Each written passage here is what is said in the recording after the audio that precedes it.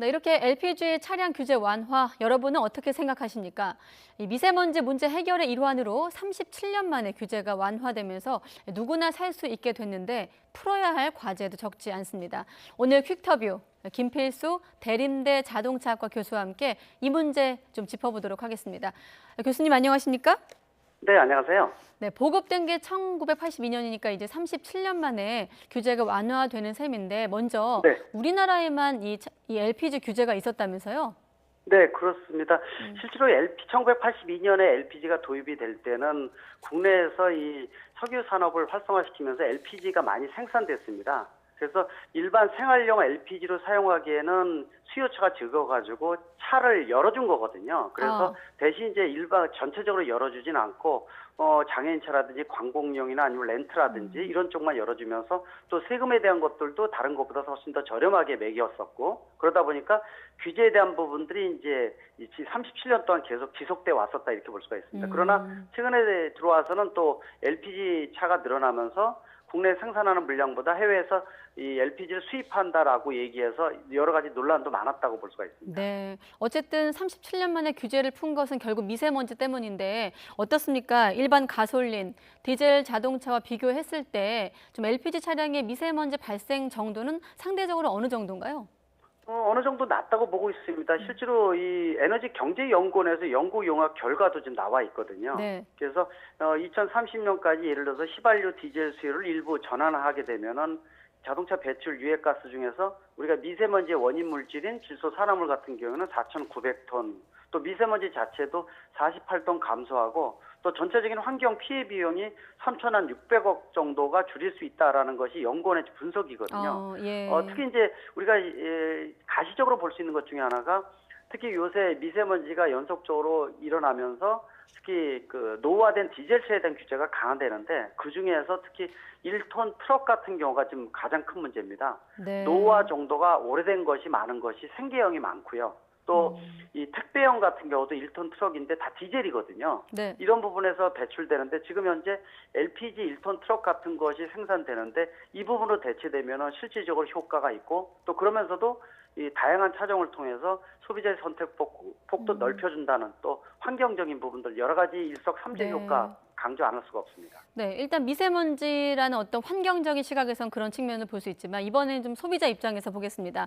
앞서 네. 리포트에서도 인터뷰를 보니까 뭐 의향이 있다, 반갑다 이런 의견도 있었지만 뭐 겨울철에 시동이 안 걸린다든지 불편이 있기 때문에 아직은 좀 고민된다 이런 분들 계시는데 실제로 좀 기능적인 면에서 다른 차량들과 비교해서 어떤 좀 장점과 단점이 있습니까?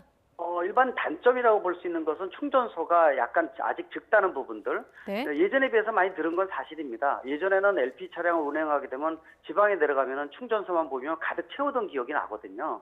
근데 그 정도는 아니고 어느 정도 확대가 됐다 이렇게도 볼 수가 있고 또 한 가지 가장 걱정하는 게 겨울철 시동성에 대한 부분들은 기술 개발을 통해서 어느 정도 해결됐기 때문에 네. 예전과 같이 뭐 언다든지 해서 시동이 안 걸리는 문제는 상당히 많이 탈피를 했습니다. 그만큼 우리나라 LPG 엔진에 대한 기술이 세계 최고 수준이라고 보시면 될 것 같고요.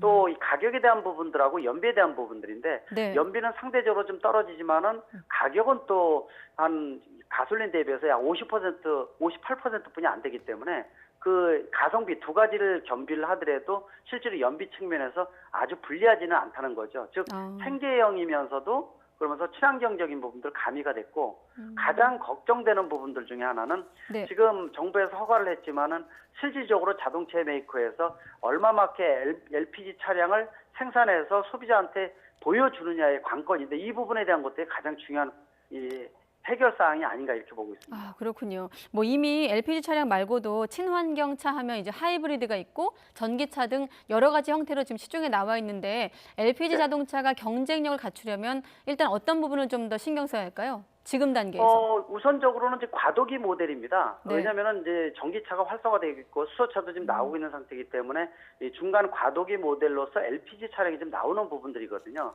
즉 가장 중요한 부분들은 정부에서 37년 만에 좀 풀어서 늦은 감이 좀 있다는 부분들 아닌데 이 이제라도 풀었으니까 가장 중요한 것은 이 자동차 메이커를 좀 설득을 해서 좀 더 다양한 차종이 나올 수 있게끔 즉 같은 차종에 가솔린 디젤이 있으면은 여기다가 LPG 엔진 얻는 것은 그렇게 어렵지도 않고 또 현대차를 비롯해서 몇 가지 LPG 엔진이 이미 이 최첨단으로 이 직접 분사 방식으로 개발되어 있기 때문에 네. 이런 차종을 통해서 다양한 파생 기종이 나오게 되면은 소비자의 선택폭이 그만큼 넓어진다는 거. 그런 측면에서 지금 현재 시점에서 우선시해야 될 것은 자동차 메이커가 다양한 LPG 차종이 나올 수 있게끔 만들어주는 이런 문화가 지금 중요한 시점이 아닌가 이렇게 보고 있습니다. 그렇군요. 또 한 가지 지금 LPG 자동차가 늘어날 경우에는 이제 수입이 줄어들게 될 정유업계 반발도 좀 우려가 되는데 이 부분은 어떻게 전망하세요? 그렇습니다. 지금까지 풀리지 않은 이유 중에 한 가지를 말씀드리자면은 사실 바닥, 물 밑에 로비에 대한 것들도 분명히 있거든요. 네. 왜냐면은 결국은 국내는 180만 대 정도 내외가 차량이 판매되고 있는 제로섬 싸움입니다. LPG가 늘어나면은 경유 휘발유가 줄어들 수밖에 없기 때문에 이 석유 업계하고 LPG 업계에 대한 어떤 이 밀고 당기는 이런 부분도 분명히 있거든요. 그런 측면에서 LPG 차량이 늘어나게 되면 그만큼 이 경유나 휘발유에 대한 부분들은 줄어들 수 있는 가능성 분명히 있습니다. 그런 측면에서 고민거리는 많이 제공된다 이렇게도 볼 수가 있는데요. 네. 역시 제일 중요한 것은 미세먼지 같은 환경적인 부분들, 또 소비자의 선택폭을 넓게 해준다는 부분들, 이런 큰 그림을 갖고 정부가 접근하는 부분이 더 중요하다고 말씀드릴 수가 있습니다. 네, 큰 그림을 갖고 접근하면서도 이제 고민거리를 안고 있다. 여기까지 네. 말씀을 듣도록 하겠습니다. 네, 김필수 자동차학과 교수였습니다. 교수님 고맙습니다. 네, 감사합니다.